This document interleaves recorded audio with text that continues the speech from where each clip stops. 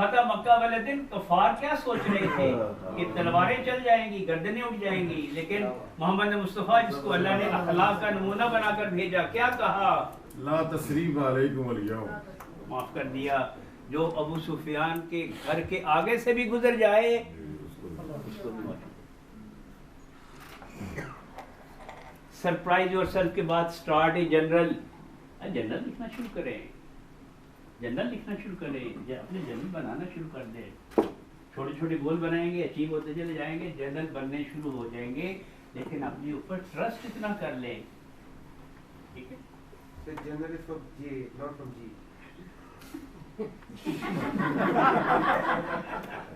Give yourself a break. Give yourself a break. Learn how to love yourself by saying no to other. ये भी फिर tip उसमें ले आया। क्यों नहीं, वो कहती है क्यों लगी हुई है, लेकिन जब देने पे आई तो परसों कहा कि ये इस सैटरडे को आप सेशन को करना चाहते हैं। मैंने कहा मेरा तो ऑलरेडी एक सेशन 4 बजे भी है। कहती है तो 11 से 1 बजे गए और वो 4 बजे है। तो मैंने मौका गनीमत जाना, आप जैसे लोग। अब अगर वो नो कह देती, ठीक है जी, अब यहाँ मेरा नो कहना मुनासिब नहीं था, तो हर दफा जो ऑफर करे नो नो ना कहते रहा करें। इज्जत नफ्स मजरूर नहीं होती। आपकी वैल्यू का आपको पता है कि कब नो कहनी है और कब यस कहना है। Never say no to baby. अब ये ना हो कि लोग कहते हैं ये तो ना ही करना, इसने तो ना ही करनी है। अब ना करने से आप पॉजिटिव लोगों की फहरिस्त से निकलकर नेगेटिव लोगों की फहरिस्त में जा रहे हैं। सर ज्यादा नो करें तो आपके बल के ज़िम्मे में आ जाएंगे।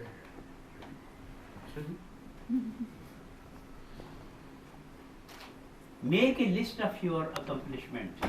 जब छोटे छोटे गोल अचीव करना शुरू कर दिए हैं तो लिस्ट भी बना ले, लिस्ट भी बनाते चले जाएं और अपने आप अपनी अकम्पलिश को देख के अपने अंदर एक एनर्जी पैदा करना शुरू कर दिया करें। Your accomplish are your source of motivation and energy for जी। Make a vision board. हर एक को अपना विजन बोर्ड बनाना है।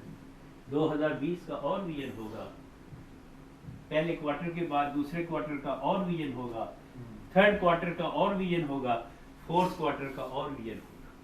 तो विजन भी तब्दील होते रहना चाहिए। विजन के बाद मिशन है। मैं आपसे बात ये कर रहा था कि हिकमत, ब्रिगेडियर साहब थोड़ी सी बात में हिकमत में करना चाहूँगा। जी सर। हिकमत हकीमों वाली, पुड़ियों वाली हिकमत नहीं, अकल वाली। हकीम साहब नहीं आया। विजनरी की जो मेराज है वो हिकमत से स्टार्ट करते होते हैं। अल्लाह ने 1,24,000 पैगंबर भेजे। अल्लाह के 99 नामों में से एक अल हकीमो भी है। अब सिर्फ पूरे जो 114 सूरतें हैं और 1,24,000 पैगंबर देखें, मुझे ये बताएं कि अल्लाह ने हिकमत किसको अता की? जी, किसको अता की? हजरत लुकमान। 114 सूरतों में से सूरह लुकमान एक पूरा सूरा है। और जब हजरत मोहम्मद मुस्तफ़ा सल्लल्लाहु अलैहि वसल्लम से पूछा गया कि जब लुकमान ना नबी थे ना पैगंबर थे तो अल्लाह ने उनको हिकमत कैसे अता कर दी, तो मोहम्मद मुस्तफ़ा सल्लल्लाहु अलैहि वसल्लम ने फरमाया कि 3 चीज़ों की वजह से अल्लाह ने लुकमान को हिकमत अता कर दी। पहली बात ये कि हर वक्त गौर व फिक्र करते रहते थे, अल्लाह ताला की मशाहिर को देख के गौर व फिक्र करते रहते थे। और दूसरी ये कि हमेशा शुक्र अदा करते रहते थे। और तीसरी बात ये कि हमेशा दूसरों को फ़ायदा पहुंचाने की कोशिश में लगे रहते थे। ये 3 चीज़ों की वजह से अल्लाह ने हज़रत लुकमान को हिकमत अता की। और हज़रत लुकमान ने जो 4000 नसीहतें अपने बच्चों को की, अल्लाह को इतनी पसंद आई कि अल्लाह ने खुद उसमें से 9 सेलेक्ट करके 9 आयतें सूरह लुकमान में उतार दी या बुनैया के नाम से। अब टाइम की शॉर्टेज है, नहीं कोई शॉर्टेज। सिर्फ 1-2 गोशे में हजरत लुकमान के हवाले से भी बात करना चाहूँगा कि हजरत लुकमान 2500 साल की ज़िंदगी गुजारी, कभी आका नहीं रहे, गुलाम ही रहे, मुख्तलिफ गुलामों के साथ रहे। एक गुलाम एक इनके आका ने एक दफ़ा कहा कि लुकमान ऐसे करो, एक बकरा ज़िबा करो और उसकी 2 बेहतरीन चीज़ें पका के मेरे लिए ले आओ। तो हजरत लुकमान ने बकरा ज़बह किया और उसका दिल और ज़बान निकाल के अपने आका के सामने पेश किया। कुछ अरसे बाद आका ने फिर कहा कि आप ऐसे करें कि एक बकरा ज़बह करें और उसकी 2 बदतरीन चीजें पका के मेरे सामने रख। हजरत लुकमान ने फिर दिल और ज़ुबान निकाल के पका के आका के सामने रख दी। तो आका ने कहा कि क्या हिकमत है कि जब मैंने कहा कि 2 बेहतरीन चीजें तो आपने दिल और ज़ुबान पका के आगे रख दी, और जब मैंने कहा कि बदतरीन चीजें तो फिर आपने दिल और ज़ुबान पका के रख दी। तो आपने कहा कि आका हिकमत ये है कि अगर दिल और ज़ुबान पाक हो तो बेहतरीन चीजें हैं, दिल और ज़ुबान पाक हो तो बेहतरीन चीजें हैं, और अगर दिल और ज़ुबान नापाक हो तो ये बदतरीन चीजें हैं।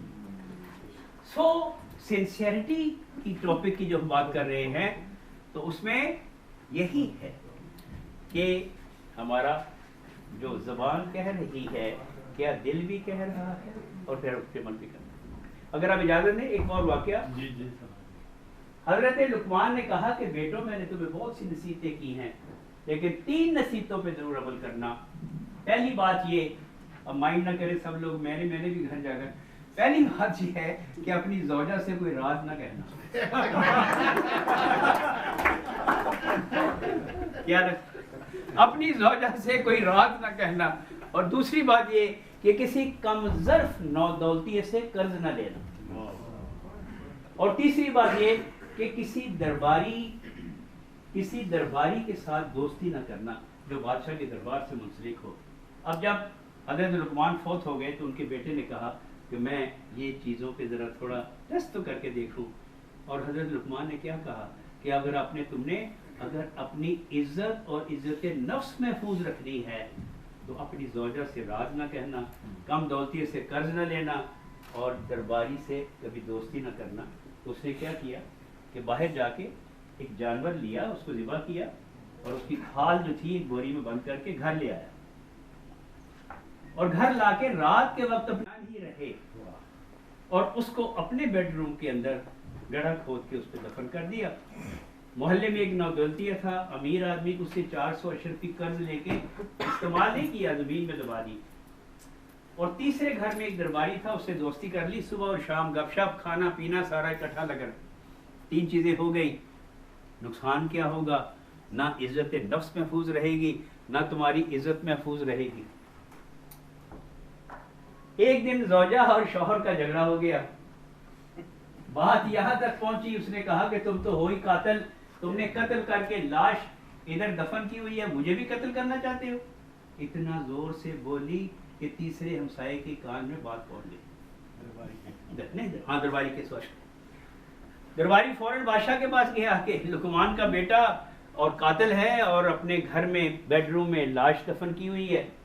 तो लोग आए, जब मजमा जमा हो गया तो इज्जत नफ्स की बात कर रहा हूँ, वो नौदौलतिया भी बाहर आ गया, आके गिरबान से पकड़ लिया, मेरे 400 अशरीफों का क्या बनेगा? तुम तो कातिल हो, ठीक है, इज्जत नफ्स महफूज ना रही। बादशाह के दरबार में गए, बादशाह से कहा कि तुमने तो कत्ल किया है। भाई कौन कहता है? आप तक झूठ खबर पहुंची है। वो चाहिए तो दरबारी नहीं होगी ना, तो दोस्ती तो उससे कर ली थी, मना किया गया था। तो कहा कि तफ्तीश करा ले। जब घर से आए तो वो थी तो जानवर की लाश, लेकिन अपने वालिद की नसीहत पे अमल नहीं किया। Make a vision board, pursue new interest, pursue नहीं, दिलचस्पियों का सामान पैदा करते रहा करो।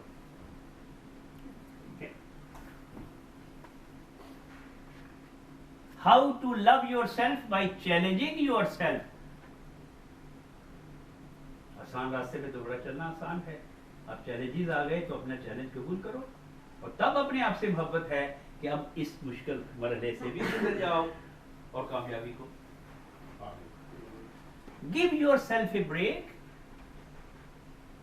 give yourself credit where credit is due। ये भी जरूरी। दूसरे तो क्रेडिट दे ना दें, पहले अपने आप को तो दें। एकम्प्लिश की लिस्ट तो बनाए और कुछ हासिल किया है तुमने भी तो उसकी लिस्ट में उसको शामिल कर दें। on your self trust. It's very important. Self trust. विसाखियों के सहारे जिंदगी गुजारना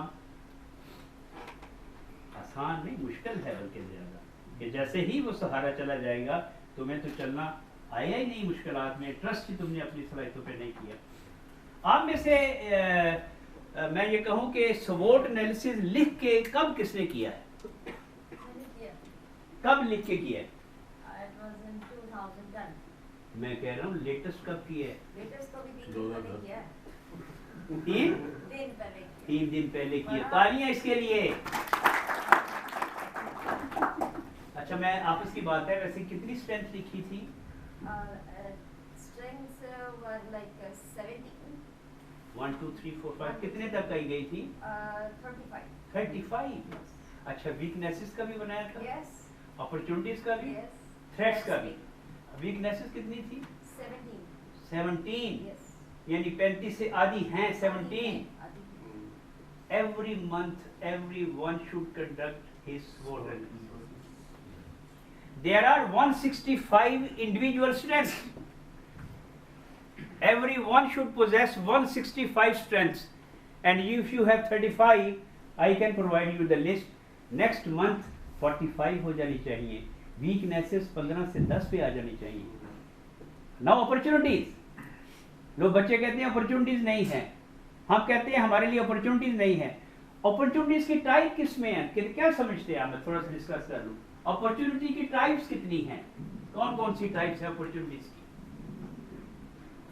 रेल अपॉर्चुनिटी की जो आपको आपके रेंट में भी जो आपको अवेलेबल है। पहले तो कितनी किस्म की? ग्रामेटिकली बात कर रहा हूँ, सिलेबस की बात कर रहा हूँ। 4 किस्म की opportunity. There are 4 types of opportunities.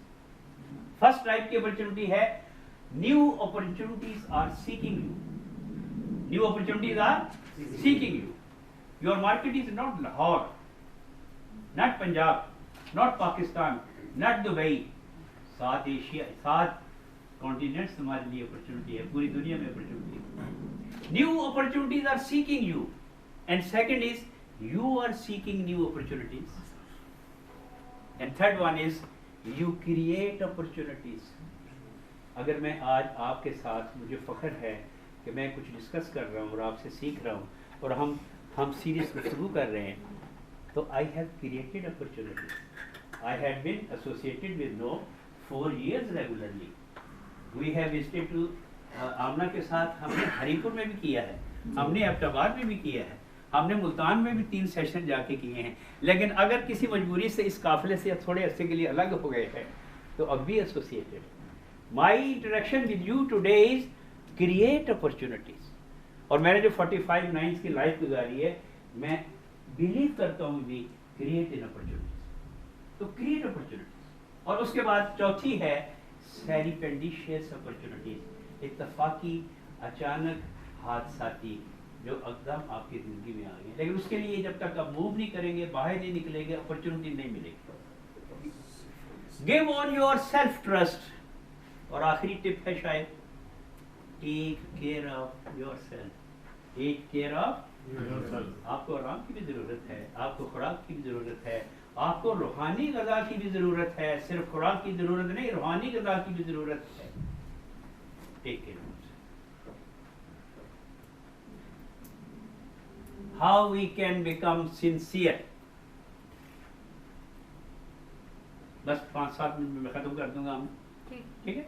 इंशाअल्लाह maximum 5 to 6 minutes. How we can become sincere? जी, how we can become sincere if we are not loyal, loyal? जी, honest, Appreciating. appreciate, Trust जी, yourself. जी, yes, Self-respect. yes,